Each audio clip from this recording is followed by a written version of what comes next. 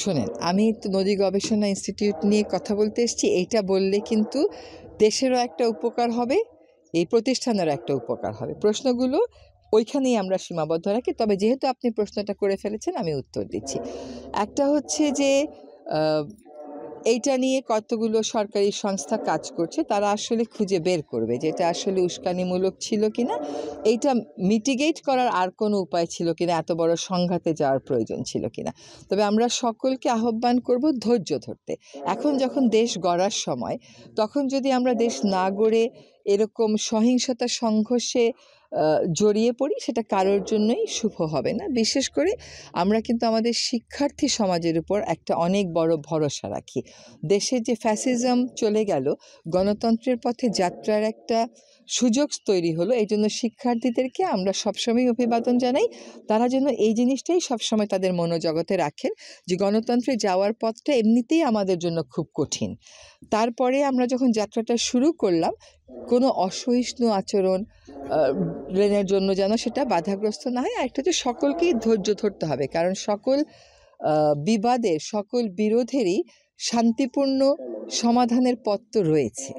Vitamin ও fibre সমৃদ্ধ fresh আটা ময়দা সুজি আপনাকে দিবে সুস্বাস্থ্যের নিশ্চয়তা। ফ্রেশ আটা ময়দা সুজি। প্রথম কথা হচ্ছে যে চীনের যে পরিকল্পনা, এটা আমরা পত্রপত্রিকা মারফত জানতে পেরেছি, এবং এটা হচ্ছে বিশ্বের সর্ববৃহৎ জলবিদ্যুৎ প্রকল্প। সে ব্যাপারে আমরা আনুষ্ঠানিকভাবেই চীনকে জানিয়েছি যে তার প্রকল্প সম্পর্কে আমরা তথ্য চাই।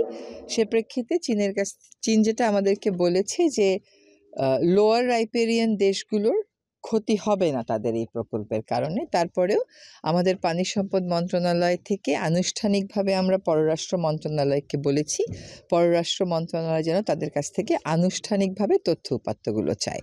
তথ্য উপাত্তগুলো না পেয়ে আসলে কনক্লুসিভ কোনো কিছু বলা সম্ভব না। আর ভারতের যেখানে বাঁধের কথা বলছেন, ওখানে কিন্তু এখন অভ্যন্তরীণ প্রচুর বিরোধিতা রয়েছে।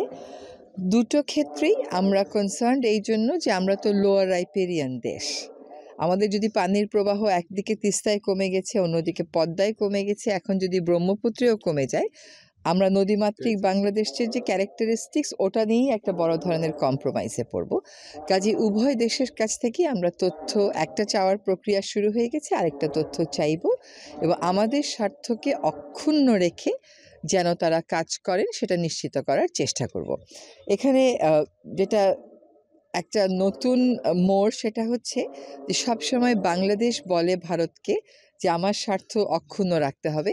এবার ভারত কিন্তু চীনকে সে কথা বলতে বাধ্য হচ্ছে, কারণ ভারত ব্রহ্মপুত্রের ক্ষেত্রে লোয়ার রাইপেরিয়ান। আমরা যখন নদীর কথা বলি, নদী গবেষণা ইনস্টিটিউটের কথা কেউ বলি না।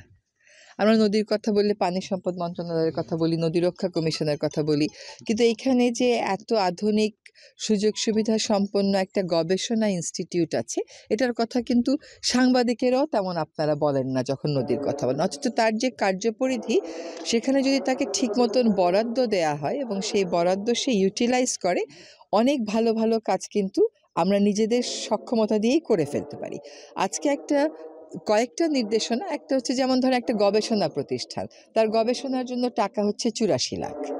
তো সে কি গবেষণা করবে? নদীর সংখ্যা যদি আমার হয় ১১৭৬, বা ধরেন যাচাই বাছাই করে ১১০০-র মধ্যেই হয়তো বা আসলো, তো ৮৪ লাখ তো পার নদীতেই ১ লাখ করে পড়ে। তো সে গবেষণাটা করবে কোথা থেকে?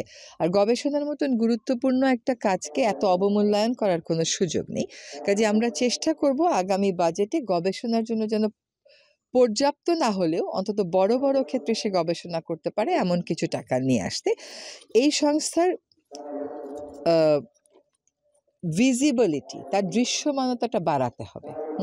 যেটা বললাম যে আপনারা তো কেউ এই সংস্থার কথা বলেন না। নদী দূষিত হলে বলেন না নদী গবেষণা ইনস্টিটিউট কি করছে, বলেন নদী গবেষণা নদী রক্ষা কমিশন কি করছে। তো নদী গবেষণা ইনস্টিটিউটকে কিছু কিছু কাজের এরকম নির্দেশনা দেয়া হলো, যেটা তাদের ভিজিবিলিটি বাড়াতে সহায়তা করবে। যেমন শিল্প প্রবণ এলাকাতে নদীগুলো কি মাত্রায় দূষিত, ঢাকার বড় বড় নদীগুলো যে দূষিত, সেগুলো জিপিএস পয়েন্ট দিয়ে সেই তো আমাকে আইডেন্টিফাই করে দিতে পারে। আমার তো দাতা সংস্থা থেকে লোন নিয়ে এটা করার প্রয়োজন পড়ে না। এটা একটা সিদ্ধান্ত হলো। বালু উত্তোলন একটা অনেক বড় ব্যাপার, একটা অনেক বড় বিরোধেরও জায়গা।